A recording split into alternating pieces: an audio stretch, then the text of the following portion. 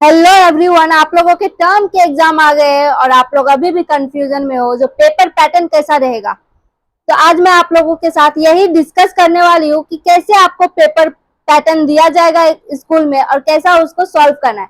तो देखो, 80 मार्क्स का जो आप लोगों का पेपर रहेगी इकोनॉमिक सब्जेक्ट का, वो सिर्फ और सिर्फ रिटर्न पेपर होगी, मतलब राइटिंग पेपर होगी जो लेंथी होती है, जिसके लिए 3 आवर्स मिलते हैं हम लोगों को।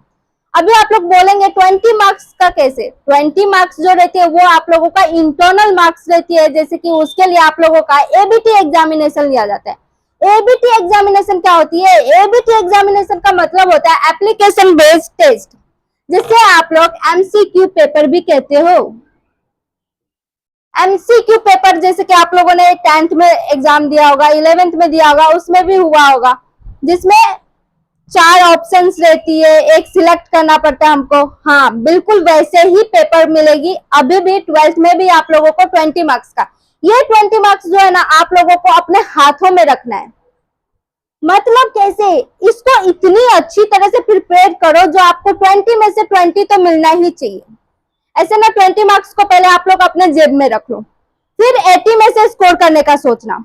तो जो 20 मार्क्स का पेपर होगा उसमें कैसे टाइप की क्वेश्चंस होगी, उसमें जो पहला क्वेश्चन होगा आप लोगों का वो होगा choose the correct option. It's means MCQ type, fill in the blanks type का क्वेश्चन रहेगा, जिसमें आप लोगों को 4 ऑप्शन दिया रहेगा, उसमें से कोई भी एक आंसर आपको सिलेक्ट करनी है। जो भी आप लोगों को सही लगता है, जो भी उसका आंसर होता है, उसको आप लोग क्या करोगे? सिलेक्ट करोगे और फिर लिखोगे। वो आप लोगों को 4 क्वेश्चन देंगे, जिसमें 4 मार्क्स का उसका मार्क्स रहती है और 4 क्वेश्चन रहती है। मतलब चूज द करेक्ट ऑप्शन जो रहेगी वो 4 मार्क्स की क्वेश्चन रहेगी। क्वेश्चन नंबर 2 जो आप लोगों का इस पेपर में रहेगा वो रहेगा फाइंड द ऑड वर्ड। मतलब ऐसा जो भी लाइन, कोई भी सेंटेंस दिया रहेगा उसमें आप लोगों को 4 वर्ड दिया रहेगा या फिर 5 वर्ड दिया रहेगा, वो रिलेटेड रहेगी एक दूसरे से। बस एक वर्ड ऐसी रहेगी जो बाहर का होगा, मतलब उससे रिलेशन नहीं रखता होगा। उस टाइप की क्वेश्चन जिसमें आप लोगों को ऑड वन चूज करना है, मतलब जो उसका रिलेशन नहीं है या फिर उसके साथ रिलेशन है, और 3 ऑप्शन जो रहेगी वो ऐसा ऑप्शन रहेगी जो उसके साथ रिलेशन नहीं रखता हो। मतलब ऐसे टाइप का कोई क्वेश्चन देता है, वो भी आप लोगों को 4 क्वेश्चन आएगी, 4 मार्क्स के लिए 1 फॉर ईच। फिर क्वेश्चन नंबर 3 वो कैसा रहता? Complete the correlation.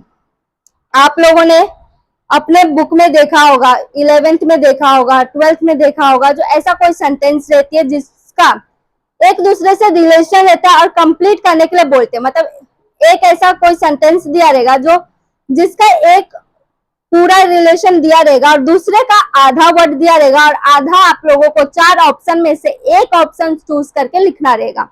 मतलब एक रिलेशन बनानी रहती है और उस रिलेशन को कंप्लीट करनी रहती है। वो भी आप लोगों का 4 क्वेश्चन रहेगी, 4 मार्क्स के लिए 1 फॉर ईच। फिर क्वेश्चन नंबर 4 वो आप लोगों को रहेगा गिव इकोनॉमिक टर्म। मतलब एक सेंटेंस आप लोगों को दिया रहेगा और आप लोगों से पूछा जाएगा कि इस सेंटेंस को इकोनॉमिक टर्म में क्या कहते हैं। उसका भी आप लोगों को ऑप्शन नहीं रहेगी इसका, क्योंकि ये आप लोगों को खुद से देना है। गिव इकोनॉमिक टर्म मतलब एक सेंटेंस लिखा रहेगा, उसको इकोनॉमिक टर्म में क्या कहते हैं वो चीज आप लोगों को खुद लिखनी रहेगी। और इस क्वेश्चन का भी आप लोगों को 4 मार्क्स मिलेगी, 4 क्वेश्चन रहेगी, 1 फॉर ईच।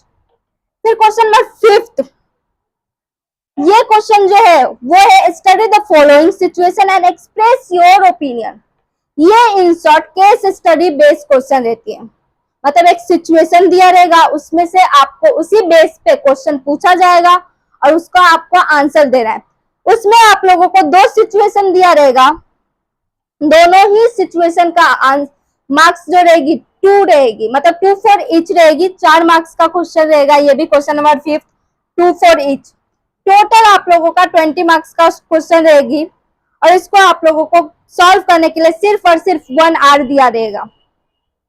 मतलब एबीटी एग्जामिनेशन जो होती है वो 1 आवर्स की होती है, 20 मार्क्स का।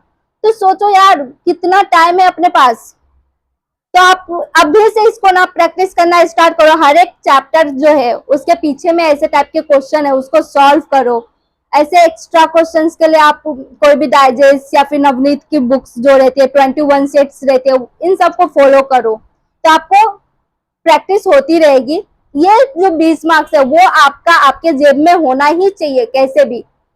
ये अगर आपके पास में आ गया ना तो 80 में से अगर आप 60 भी स्कोर करते हो तो इकोनॉमिक्स में 80 प्लस जाते हो। वैसे तो हम लोग वीडियो आप लोगों को प्रोवाइड करेंगे एवरग्रीन क्वेश्चंस के और इम्पोर्टेंट क्वेश्चन के और इम्पोर्टेंट चैप्टर्स के भी, तो आप लोग टेंशन ना ले, हम लोग नेक्स्ट वीडियो इसी सारे टॉपिक्स पे लाने वाले हैं। अगर वीडियो पसंद आया हो तो लाइक करो, दोस्तों के साथ शेयर करो जितना हो सके और सब्सक्राइब करो। Thank you.